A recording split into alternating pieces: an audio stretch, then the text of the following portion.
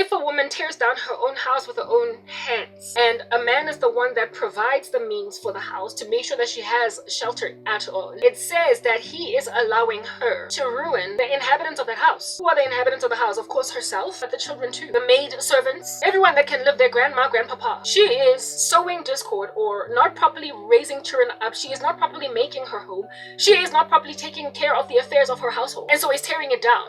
And if she is also contentious, she makes a man not want to live there, not want to stay home. So he is out in brothels and pubs rather than being at home, because she's always just running her mouth. But the only reason why she even gets to that point is because a man has let it happen. But what needs to be understood is that the curse on Eve is that from now on your desire will be for your husband. Therefore, if at all a woman desires love or her husband and she doesn't get it, listen, time and time again, this here has been repeated by history enough for it to be, never mind a prognosis by a diagnosis. If a woman is unloved, hell hath no fury like a woman scorned. The Bible says that the earth cannot bear up under an unloved woman who gets married. An unloved woman who gets married, a woman who has no love when she is married, is essentially a cancer. She is a Medusa. Her hair is made of snakes, and when she looks at men, they turn to stone. A woman who is unloved will take it out on everything and everyone. She'll take it out on her maid servants. She will take it out on her children. She will take it out on the grandmother living with everybody in the house. She will take it out on the cutlery, the crockery, the pots and the pans. She will take it out on the animals. And she will gossip everywhere. She'll be a busybody. She will influence other women. She will badmouth her man. She will not speak highly of him in the streets, because after all, he is unloving. And so therefore, encourage other women to also come out with their dirty laundry pertaining their unhappy marriages. And so there'll just be this caucus of crazy ladies that are unhappy in marriages talking about their husbands like they ain't jack. When then you speak about your husbands like they ain't jack, that's when you start disrespecting the living daylights out of them. And so you go home with a spirit of unsubmissiveness. But I mean, really, at the end of the day, Adam, why is your wife not submissive? And why does she not even want to submit? And listen, why doesn't she want to honor you? It is rough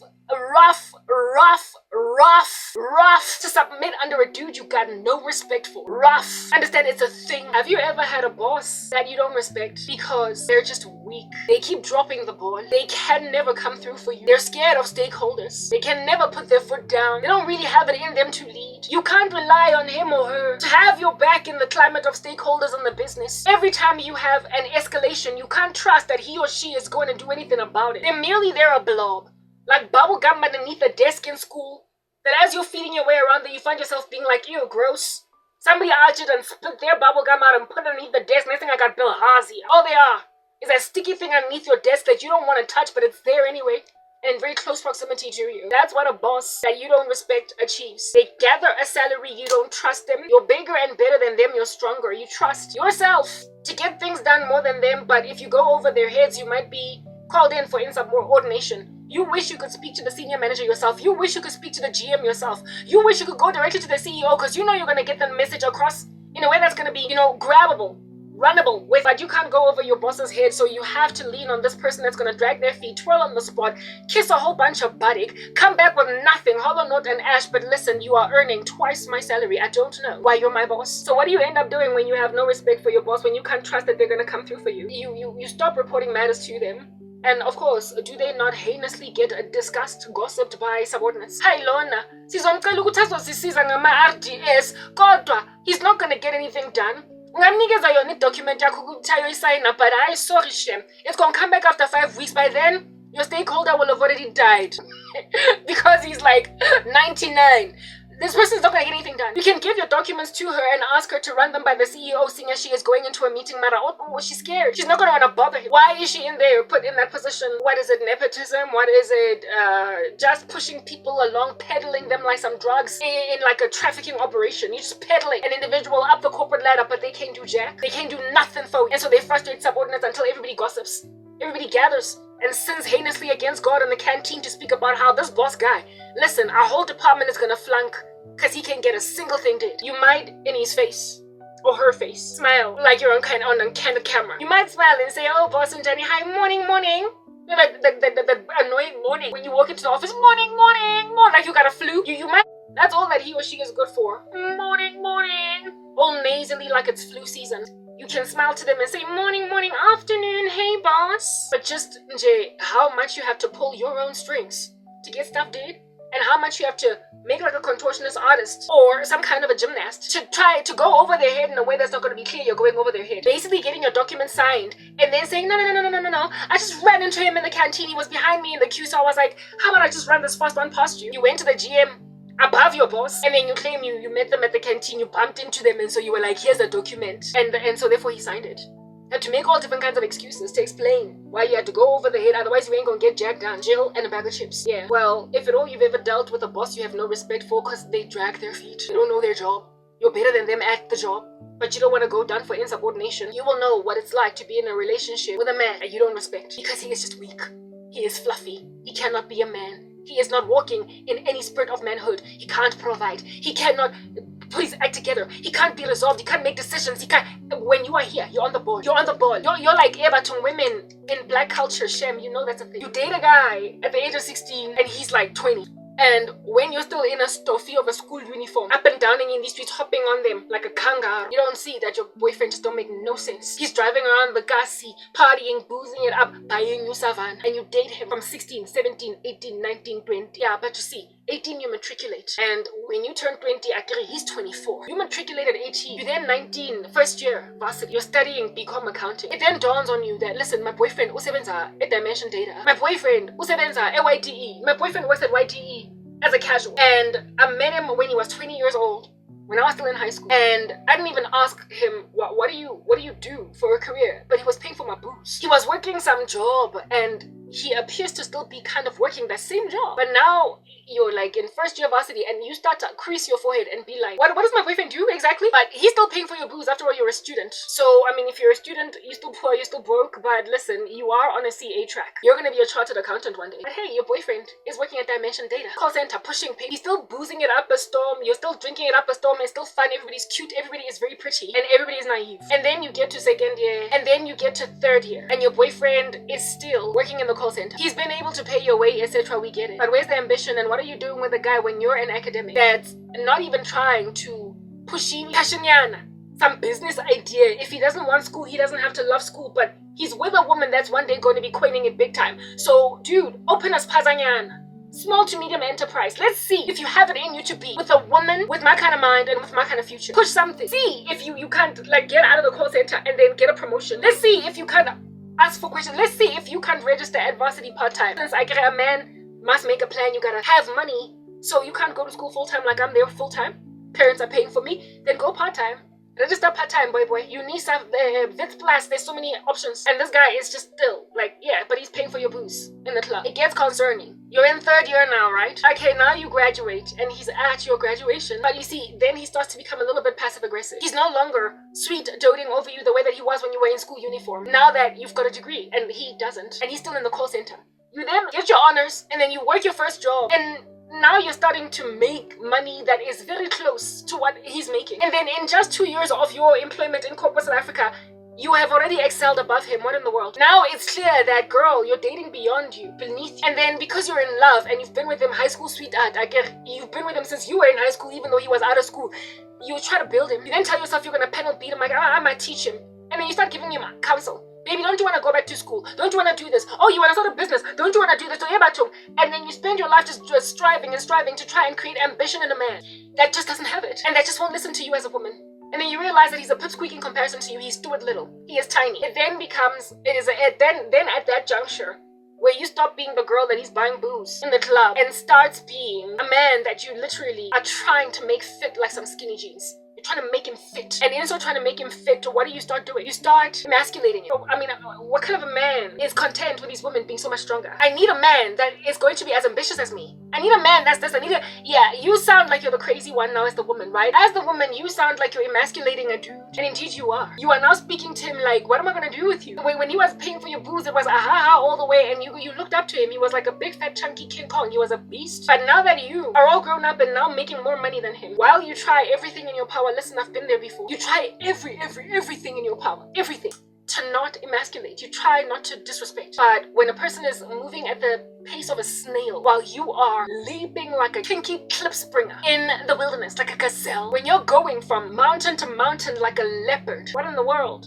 And your man is just taking these little baby steps like a sloth. These tiny little baby steps like a tortoise. These tiny little baby steps like a little dodo. He's so ancient and so endangered or even entirely extinct. You will start to become Mommy. You will yell and you will scream. You will look at your biological clock. He'll be 28, you'll be 24. And you will be a beast in comparison to you. You will, in spite of how small he is in comparison to you, still insist on him marrying you. You will literally insist on him taking out ilobola. Like, hey, wanting to marry a guy that you can't respect, but somehow you figure since you've been together since high school, I mean, you know, you gotta be with him. Yeah, but it's really rough to respect him, and it's really rough not to emasculate him. It's you're trying not to sound condescending, but you just can't help it. Yeah, well, I mean, God made Adam first. He's supposed to lead. He's supposed to run the show. He's supposed to be with the ambition, and he's supposed to provide. He's supposed to build a home, a house, well, that you're gonna make a home out of. And when then he drags his feet in the climate of a very ambitious woman that even though she wants to be the wind beneath his wings,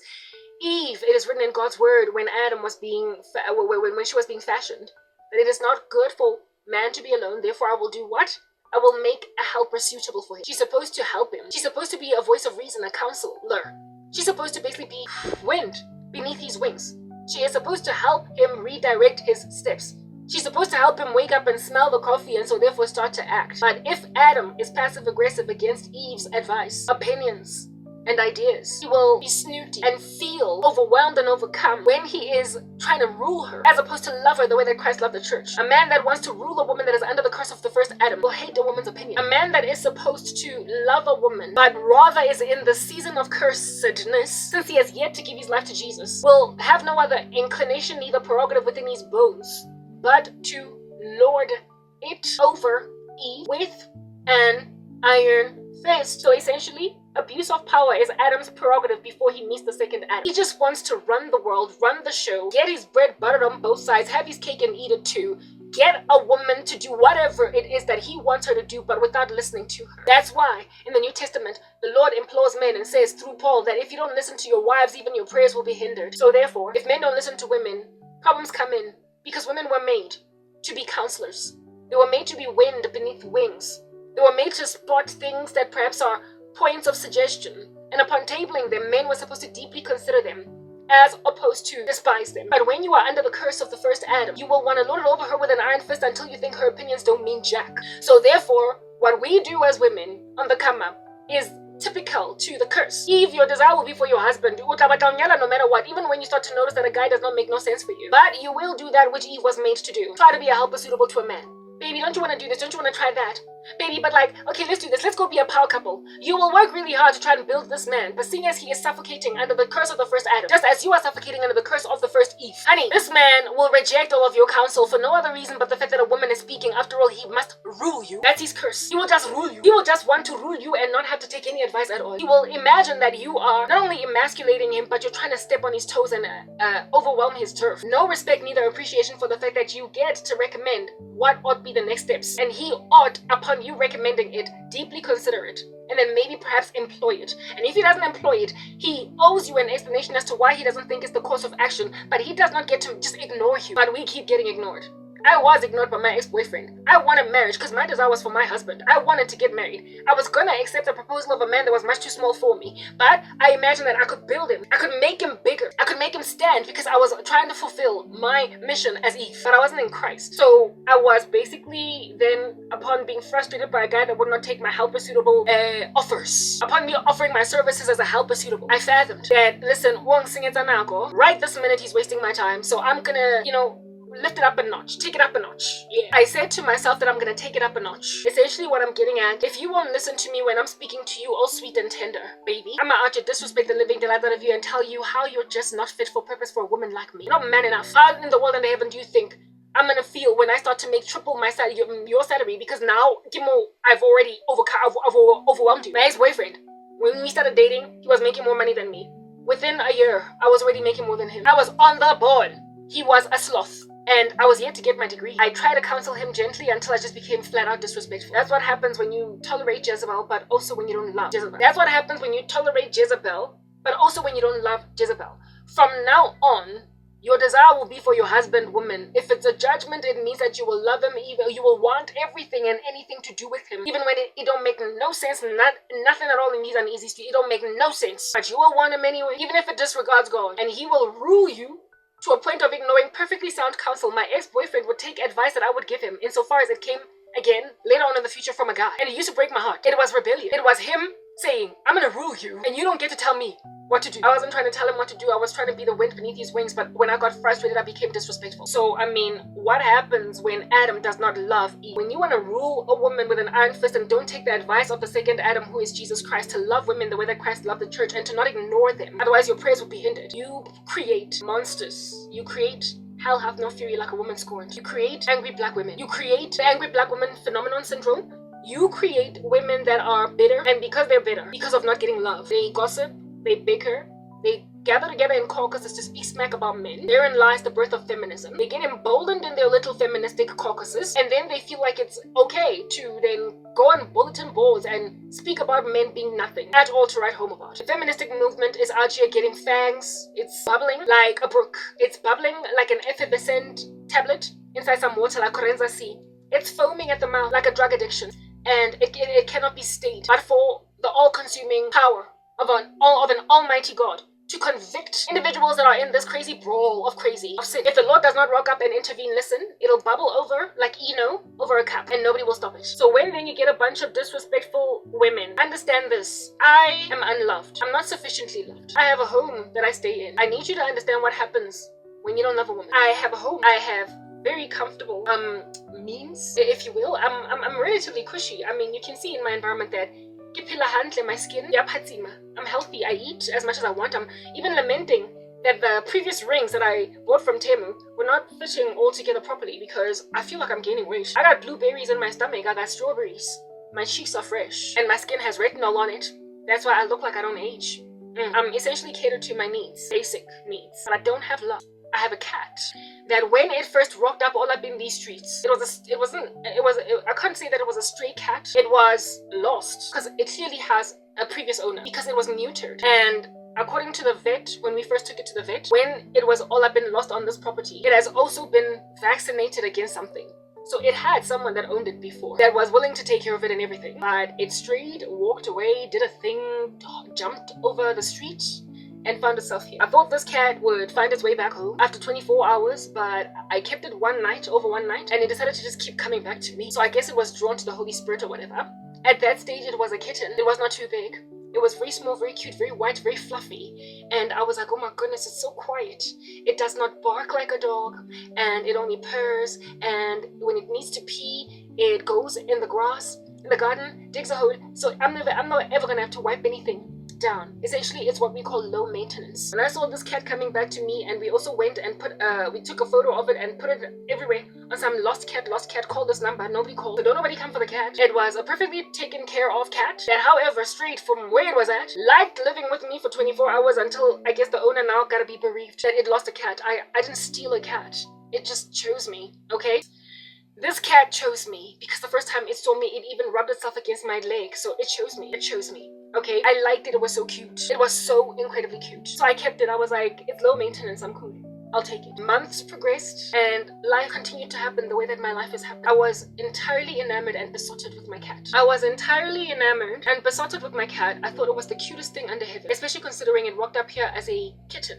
It was still so small. And even as it grew, it was still so cute. But as the months progressed, I became increasingly frustrated with having an animal because, albeit being low maintenance, unlike a dog, I still have to open for it and close. I still have to keep on changing out its food, its water, and I still have to deal with its whims, its irritations. It also sometimes just dust bathes, just kind of rolls as a white cat in the sand and then comes here looking brown. And I'm like, listen, I live in an environment that is closed up and I don't have much to myself. I can't afford to just keep taking you to the vet or cleaning you or whatever. I don't get to have your coat brown and then roam around all over these streets all up in my space. In the beginning, I used to make a small little cat bed on my bed, and I would allow the cat to roam freely where it wants. Over I think it's been about 3 years now since this cat found its way here. Maybe even 4. I stand corrected.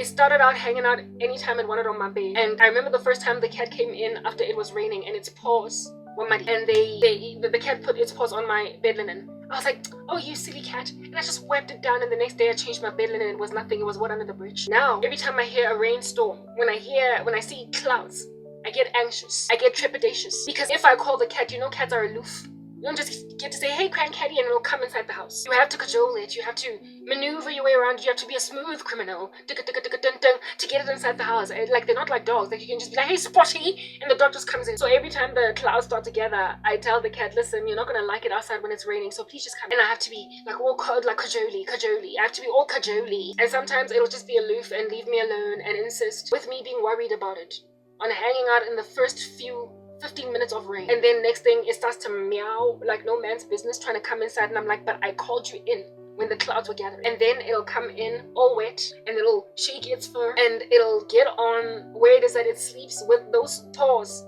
that are muddy now, and those paws of its that are muddy now. And I would then feel irritated with that. I then feel, while I love my cat, I still do. Every so often I look at it, I'm like, it's so cute. I, however, feel burdened by it because I don't have love. In the beginning, I had capacity to really adore it and dote over it. But as time progressed and life slapped me upside the head, I realized I've got too many life conditions to own something I must care for and be consistent with. And so therefore, I went from basically having a cat bed on my bed, and I moved the cat bed to a chair over there, and I put pillows and everything to make it nice and comfortable. And the cat's not allowed on my bed because I don't want to have to change my bed linen every 3 days.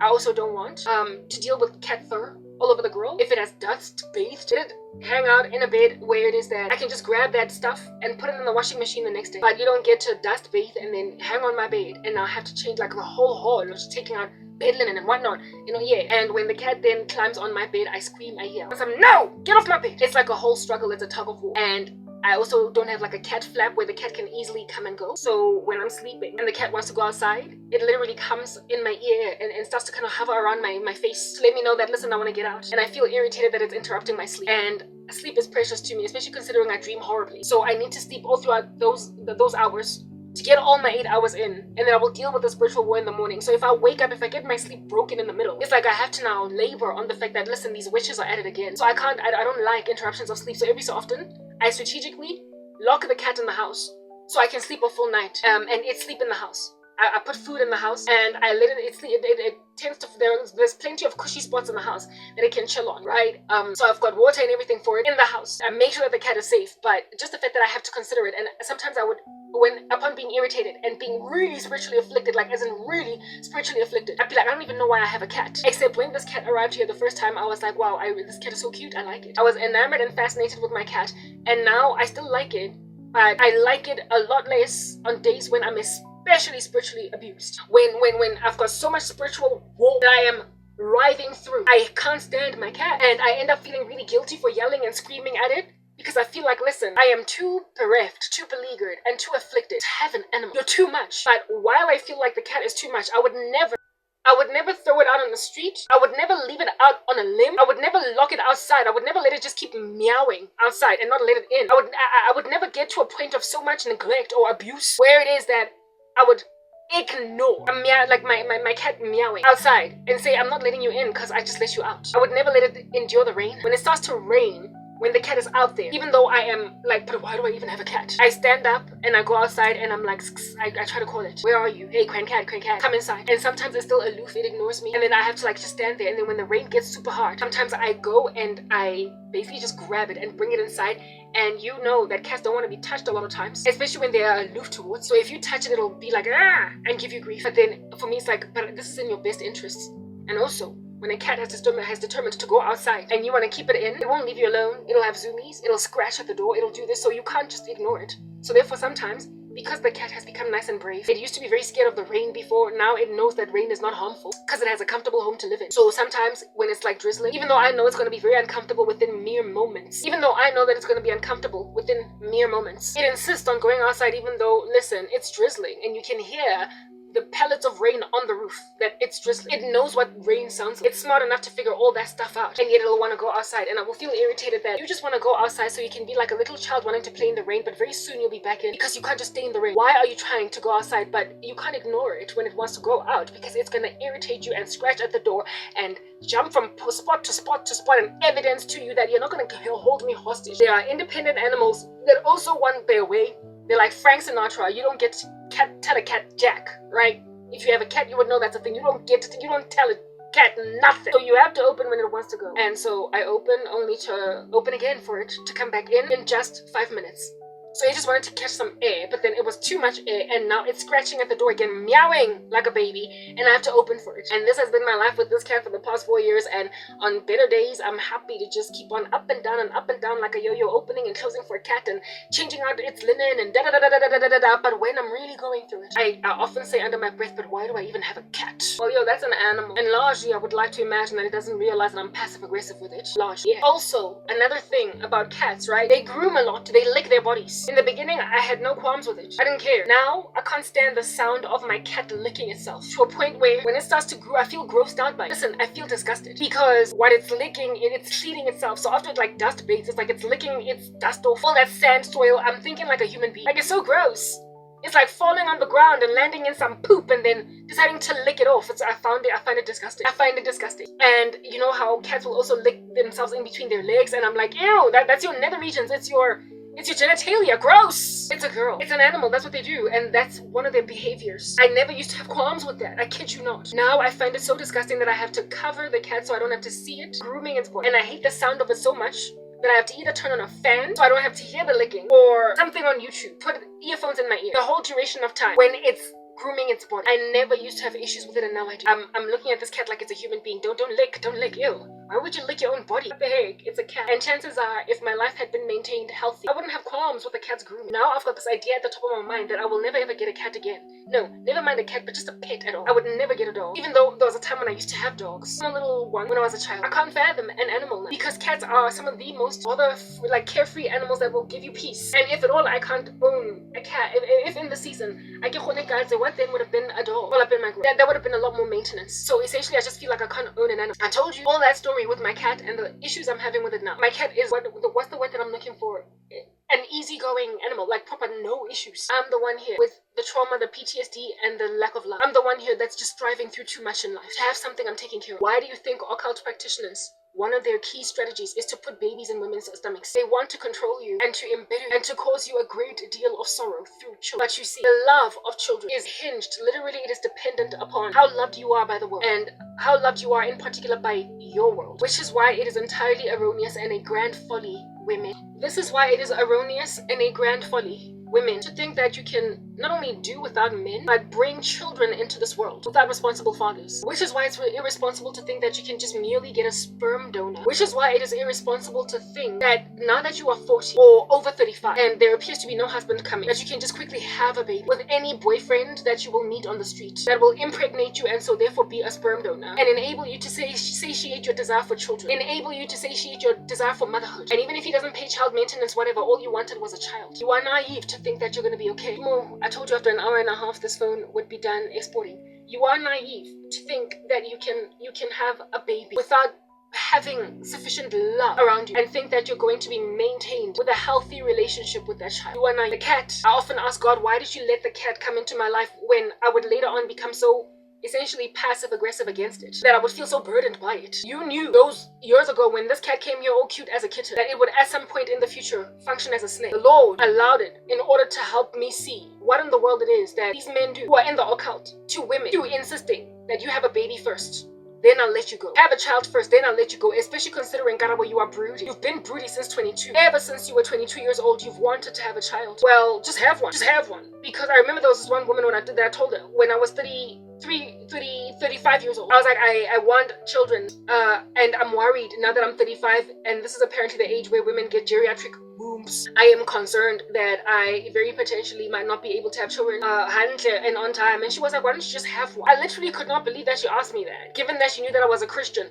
I was like, have one? Honey, I don't have a husband. Like, I don't have family. I have nothing. Like, it don't make no sense. Like, listen, this woman was literally counseling me that just have a child, everybody will take care of that kid. Everybody will have that kid's back. And listen, it's a thing in the black community that children get fat. Children grow up, they get fat. Children run and they are healthy. They run and they're healthy and they appear okay, but they are not mentally healthy and they're also not loved. They're not loved, even though they're taken care of. People make sure they don't die largely. People make sure that when their stomachs start to grumble, somebody is there with some porridge. You will not be starved. You will have more food than you can eat. As a black child growing up, you will not be emaciated, at least if you're not growing up in a poverty-stricken family. You will have enough food to eat. You will always have God, you will always have whatever, but my goodness, love, actual attention, like compassion, concern, concentration on you, questions. Are you well? Are you okay? Hugs, kisses. After you getting out of the state of being a baby, you will get hugs and you will get kisses when you're still like 2 or 1 or 3. But after a certain age, you stop getting hugged. You stop getting kissed.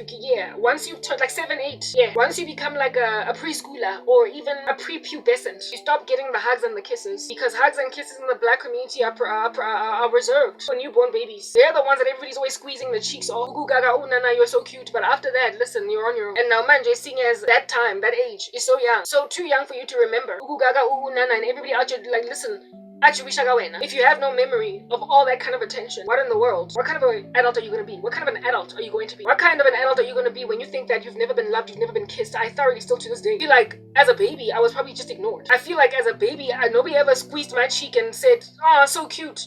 Carried me and sang me to la na na na. You know how babies are always just being harassed in the cheek area? Always just being kissed by random mouths. The way their cheeks are so soft and cushy to land on, they're thoroughly massaging, so it's easy for you to just kind of like put your lips on there, just keep on kissing baby's cheeks. However, I've got a warped view of my babyhood, because I don't even think that I was ever kissed. And if I was somebody out there massaging their lips with my cheeks as a baby, the way that you can't help but do that with babies, because I just never received it past a certain age. I don't even remember ever being really loved as a child. I don't. But I'm pretty sure that somebody squeezed my cheeks and somebody kept on kissing my cheeks, mushing them with all of their saliva when I was still a baby, but I had, of course, no memory of it. So I have no memory of love. That's how it is in the black community. And then forget about them when they turn 7 or 8, and then tell them to walk in downtown Johannesburg by themselves, coming from school, going to school because you're too lazy or you work too far. Okay? Parents in the black community, because you work in Pretoria, it's okay for your son or your daughter to travel go Brie by herself. After all, Pretoria is far, and girl, you go to the school, and I'm not trying to change schools, and while it's a healthy thing not to keep on changing children's schools, you need to make arrangements for your child's safety somewhere along the way. Even if you change jobs and you end up working on the other side of the world, your children's safety still needs to be paramount. You need to arrange for them to be okay as to how they travel to school. If you can't pick them up anymore, then you need to arrange for somebody else to pick them. Yes, there are responsible parents in the black community. There are loving parents in the black community. There are hugging moms and hugging dads and people who keep basically having each other's backs. My ex-boyfriend's family was like that. I don't even know why he's now such a monster today, because he had the right foundation. But largely, in the black community, and I know that that's a thing because I had friends, right? I'm a black woman having grown up amidst black people. I had friends.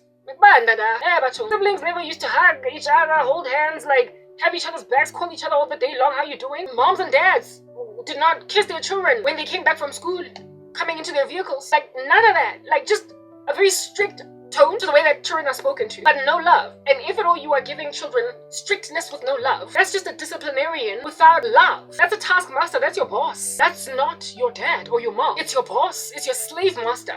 I'm strict, do this, do that. It's Mrs. Trenchbull over Matilda. And if at all your mom is Mrs. Trenchbull, she's always yelling at you, but she doesn't hug you. What the heck, you're gonna be scared of her, sure. But you will not see a loving figure in that. You will not see a place of safety, of solace in that space. You will only see Hlongwane, a place where you sleep at night. So let me then go back to children. Kids, okay? When women are not loved, while they might have a maternal instinct because it is given us by God from a certain age, very shortly after our first period, just mere years after our first period, we start to have a yearning for children. I've always thought that kids were cute, right? When I was a child in primary school, standard 3, that would be grade 5. When I was a child in primary school, standard 3, that would be grade 5. I used to attend this aftercare where it is that you go after school and your parents pick you up from there, but it's a creche. But I was in primary school. There were a few primary school children that went to an aftercare at a creche where it is that because our parents knocked off at like 6, 7, no, at like 5, 4, 5 in the evening, and could only pick us up at like 6, 7. We therefore would spend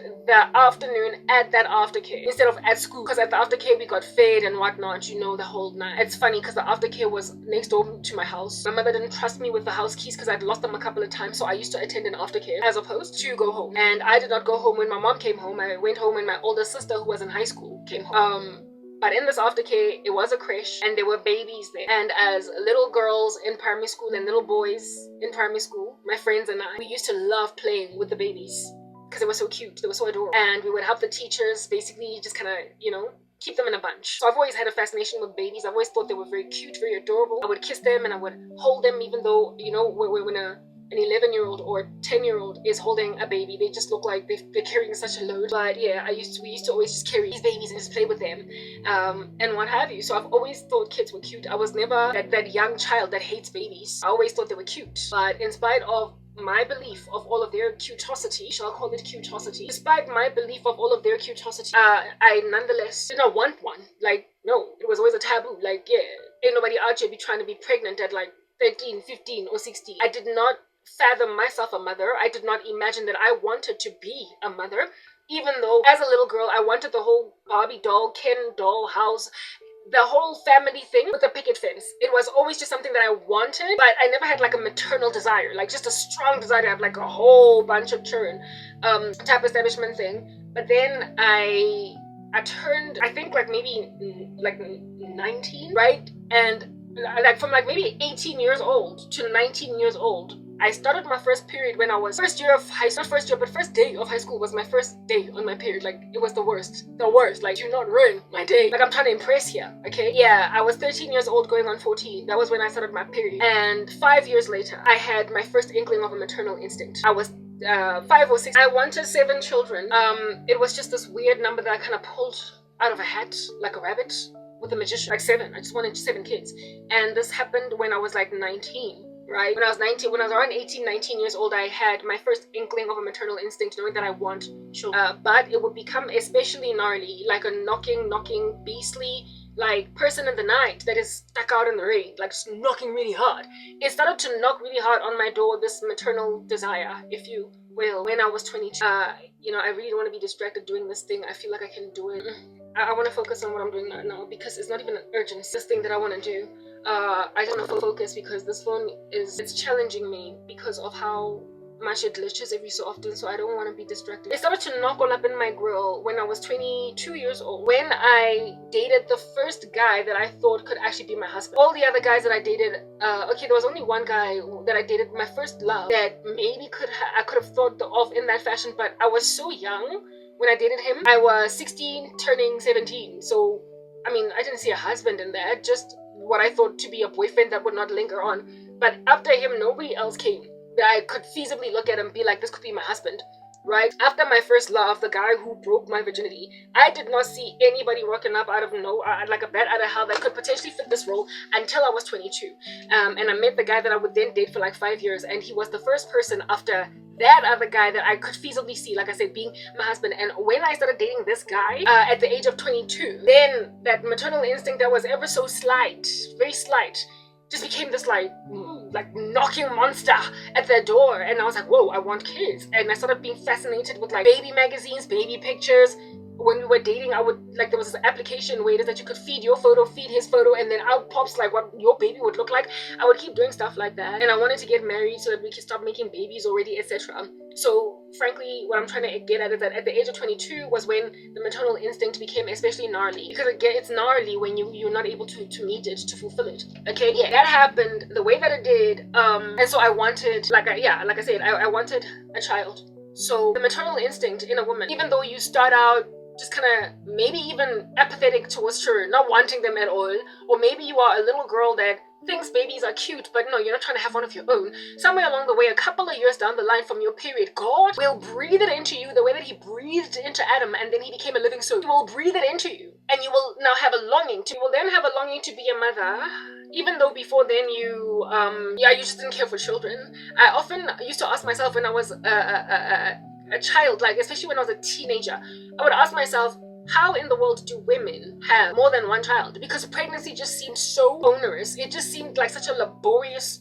process. It was so taxing that I was like, how do women have 2, 3, 4, 5, 6, 7 babies? How are they pregnant so many times? This thing just seems like it's just so taxing on the body.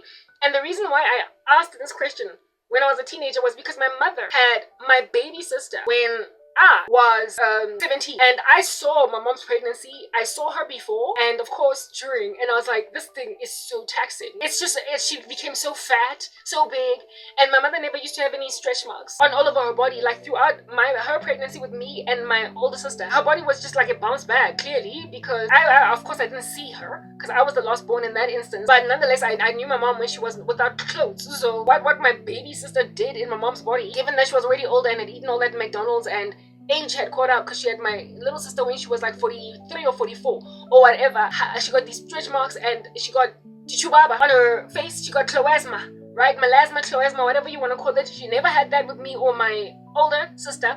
Yeah, according to her, she had to go and see a dermatologist for all of that chubaba business after my baby sister was born. But basically she just did not carry very beautifully, like even in the slightest, like not at all. My mother's pregnancy made her something different. She just looked beastly, monstrous, and my mother is quite a beautiful woman. Throughout the pregnancy with my baby sister, it was hard to see her glory. It was absolutely hard to see her glory. And when I saw the pregnancy, I was like, how do people have like more than one when pregnancy does this to you? Like the stretch marks on my mom's stomach were so black. Today you can't even see them, but they were so black that I was like, what in the world? Like, what is going on over here? Yeah.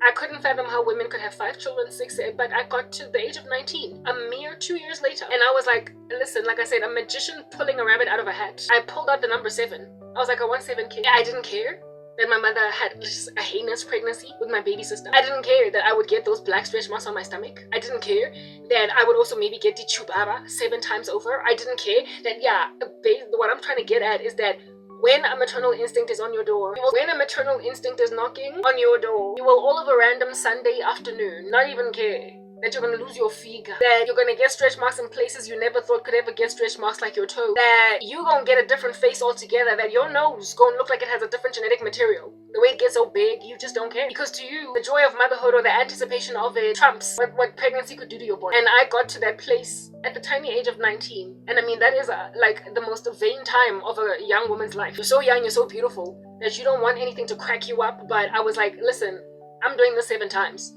And then I turned 22 and met a guy that I thought could feasibly be my husband, and it just went through the roof. God is the one that does that, right? He's the one that, even though you're on your period, you don't yet have a maternal desire, but very shortly after you start your first period, he then prepares you for mother by giving you a desire for children. When then people go out of their way to rob you of that fulfilled desire, whatever, they're evil, they're wicked. But when people use that desire that God breathes into you, the way that he breathed into Adam and then he became a living soul, when people use it to be an affront to God, to afflict women, and to make sure that God's beautiful institution of marriage and his love of family gets maligned by the lack of love of children and of women, you are a bane to God's eternal existence. You are the scorn of heaven. You are the maligner of all things wonderful and fantastic. And the Lord is not going to basically just kind of sit back folding his hands like a newspaper and do absolutely nothing. The Lord is going to afflict those who afflict his institutions that are precious and beautiful. If you have no respect nor regard for the fact that it is an emotional impetus that is awarded a woman to desire a woman, not a woman, but to desire children. If you don't have any respect that emotional impetus has been given these women by God in order for them to be doting mothers over babies that they might nurture over them and feel a big sense of protection. If you make a decision to use that in order to be an affront to God by abusing women's nurturing, mothering thing that they do, so you could get to women in the spirit of misogyny and in you abusing power, what in the world? Like, listen, you are the worst nightmare that heaven could ever gaze at. You cannot use a woman's maternal instinct and a woman's desire for children against God to sin against him in women. You're not going to be okay on that day. Listen, you're not going to live. You're not going to make it. You're not going to make it. Like I said the other day at the end of my video, you're not going to make it. Using that accent, that British accent, you're not going to make it. You don't get to use the gumption inside women that God gives to rear children against, never mind women, but God, in so creating societies, in so creating a human race that is healthy in mind and in heart and in soul. If women are not loved, the ramifications fall upon children. It is inevitable, because nobody here is a robot. Nobody here is unperturbed by elements. Nobody here is living in a vacuum with all things equal. People respond to external stimuli, and it then influences their future decisions. and their behavior. So therefore, a woman can literally end up being the bane of her children's existence because she's unloved by her husband or is abused by society. She can end up struggling to be a mom that makes any kind of sense. No one operates in a vacuum. Emotions have power to change a person's behavior. And if a woman is always bereft, she will struggle to be an available mother. And if at all she's not an available mother, she will be the scorn of her daughter because she might even be one of those narcissistic moms that is competing with her child. Or she might be one of those overbearing moms that thinks that her son is her husband and so hates every daughter-in-law prospect. She will be a nasty little gnarly monster of an athlete's foot infection that will thoroughly make it impossible for societies to thrive because, listen, society commences from the family. And if the family is healthy, then society is healthy. If thoughts in the family are healthy, then society is healthy. If kids are loved, then society is healthy. And if kids across the board on a multiplier are healthy, then they're not going to influence each other trash even in school because they come from healthy families. So if your primary prerogative is to just break up the nuclear family, if your primary prerogative is to undermine the institution of marriage, and if your primary prerogative is to put babies in women's stomachs so you can handle women, so that women can be subdued and put in their place because of the fact that they'll be too concerned about children. Whew, yes, like it would. Listen, God made Adam first to create families on earth. You don't get to mess with how families operate and how they can love God and not be lambasted by a holy God ultimately. Some of these people who work in the occult, like, listen, I often wonder when they arrive in eternity, just the blows, like the interwoven judgments that slap them and the reason why they're enduring what they're enduring, they suddenly are aware of it.